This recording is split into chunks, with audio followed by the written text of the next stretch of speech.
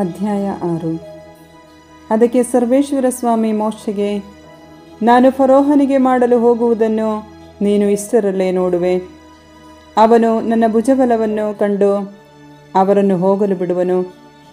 ನನ್ನ ಭುಜಬಲದಿಂದ ಪೀಡಿತನಾಗಿ ಅವರನ್ನು ತನ್ನ ನಾಡಿನಿಂದ ಹೊರಡಿಸುವನು ಎಂದರು. ದೇವರು ಮೋಶೆಯ ಸಂಗಡ ಮಾತಾಡಿ ಇಂತೆಂದರು, ನಾನು ಸರ್ವೇಶ್ವರ ಅಬ್ರಹಾಮ, ಇಸಾಕ ಹಾಗೂ ಯಾಕೋಬರಿಗೆ ನಾನು ಸರ್ವಶಕ್ತನಾದ ದೇವರು ಎಂಬ ಹೆಸರುಳ್ಳವನಾಗಿ ಕಾಣಿಸಿಕೊಂಡನೇ ಹೊರತು ಸರ್ವೇಶ್ವರ ಎಂಬ ನನ್ನ ಹೆಸರಿನಿಂದ ಅವರಿಗೆ ಗೋಚರವಾಗಲಿಲ್ಲ. ಅಲ್ಲದೆ ಅವರು ಪ್ರವಾಸಿಗಳಾಗಿ ತಂಗಿದ್ದ ಕಾನಾನ್ ನಾಡನ್ನು ಅವರಿಗೆ ಸ್ವಂತ ನಾಡಾಗಿ ಕೊಡುವೆನೆಂದು ದೃಢವಾಗ್ದಾನ ಮಾಡಿದವನು ನಾನೇ. ಈಜಿಪ್ಟಿನವರು ಗುಲಾಮರನ್ನಾಗಿಸಿಕೊಂಡಿರುವ ಇಸ್ರಾಯೇಲರ ಗೋಳು ನನಗೆ ಕೇಳಿಸಿದೆ. ನಾನು ಮಾಡಿದ ವಾಗ್ದಾನವನ್ನು ನೆನಪಿಗೆ ತಂದುಕೊಂಡಿದ್ದೇನೆ. ಆದುದರಿಂದ ನೀನು ಇಸ್ರಾಯೇಲರಿಗೆ ನನ್ನ ಪರವಾಗಿ ಹೀಗೆಂದು ಹೇಳು, ನಾನೇ ಸರ್ವೇಶ್ವರ. ಈಜಿಪ್ಟಿನವರು ನಿಮ್ಮ ಮೇಲೆ ಹೊರಿಸಿರುವ ದುಡಿಮೆಯನ್ನು ನೀಗಿಸುವೆನು, ದಾಸತ್ವವನ್ನು ತೊಲಗಿಸುವೆನು, ಅವರಿಗೆ ಕಠಿಣ ಶಿಕ್ಷೆಗಳನ್ನು ವಿಧಿಸುವೆನು, ನಿಮ್ಮನ್ನು ಸಂರಕ್ಷಿಸುವೆನು. ನಾನು ನಿಮ್ಮನ್ನು ನನ್ನ ಪ್ರಜೆಯಾಗಿ ಮಾಡುವೆನು, ನಾನು ನಿಮ್ಮ ದೇವರಾಗಿರುವೆನು. ಈಜಿಪ್ಟಿನವರು ಹೊರಿಸುವ ದುಡಿಮೆಯನ್ನು ನಾನು ನಿಮ್ಮಿಂದ ಬಿಡಿಸಿದಾಗ ಸರ್ವೇಶ್ವರ ಎಂಬ ನಾನೇ ನಿಮ್ಮ ದೇವರೆಂದು ನಿಮಗೆ ತಿಳಿದು ಬರುವುದು.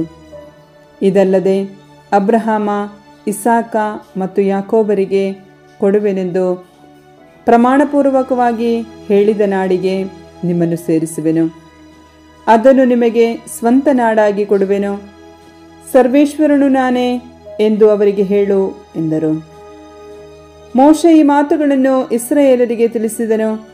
ಆದರೂ ಅವನ ಮಾತಿಗೆ ಕಿವಿಗೊಡಲಿಲ್ಲ, ಏಕೆಂದರೆ ಅವರ ಮನಸ್ಸು ಅಷ್ಟು ಕುಗ್ಗಿ ಹೋಗಿತ್ತು, ಅವರ ದಾಸತ್ವ ಅಷ್ಟು ಕ್ರೂರವಾಗಿತ್ತು. ಆಗ ಸರ್ವೇಶ್ವರ ಮೋಶೆಯ ಸಂಗಡ ಮಾತನಾಡಿ, ನೀನು ಈಜಿಪ್ಟಿನವರ ಅರಸ ಫರೋಹನ ಬಳಿಗೆ ಹೋಗು. ಅವನಿಗೆ, ಇಸ್ರಾಯೇಲರು ನಿನ್ನ ದೇಶದಿಂದ ಹೊರಟು ಹೋಗುವುದಕ್ಕೆ ಅಪ್ಪಣೆ ಕೊಡಬೇಕು ಎಂದು ಹೇಳು ಎಂದರು. ಅದಕ್ಕೆ ಮೋಶೆ, ಸರ್ವೇಶ್ವರನ ಸನ್ನಿಧಿಯಲ್ಲಿ ಆಲಿಸಬೇಕು. ಇಸ್ರಾಯೇಲರೇ ನನ್ನ ಮಾತನ್ನು ಕೇಳಲಿಲ್ಲ. ಇನ್ನು ಫರೋಹನು ಕಿವಿಗೊಟ್ಟಾನೆ, ನನಗಾದರೋ ಚುರುಕಾದ ನಾಲಿಗೆ ಇಲ್ಲ ಎಂದನು.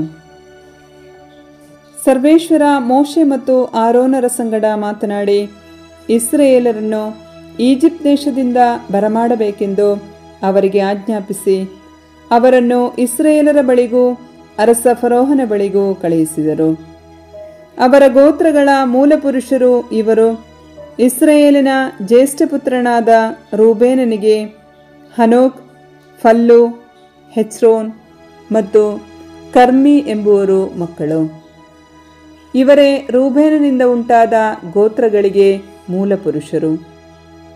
ಸಿಮಿಯೋನನಿಗೆ ಯಮೂಯೇಲ್, ಯಮೀನ್, ಓಹದ್, ಯಾಕೀನ್, ಚೋಹರ್ ಮತ್ತು ಕಾನಾನ್ಯ ಮಹಿಳೆಯಿಂದ ಹುಟ್ಟಿದ ಸೌಲ ಎಂಬುವರು ಮಕ್ಕಳು. ಇವರೇ ಸಿಮೆಯೋನನಿಂದ ಉಂಟಾದ ಗೋತ್ರಗಳಿಗೆ ಮೂಲಪುರುಷರು.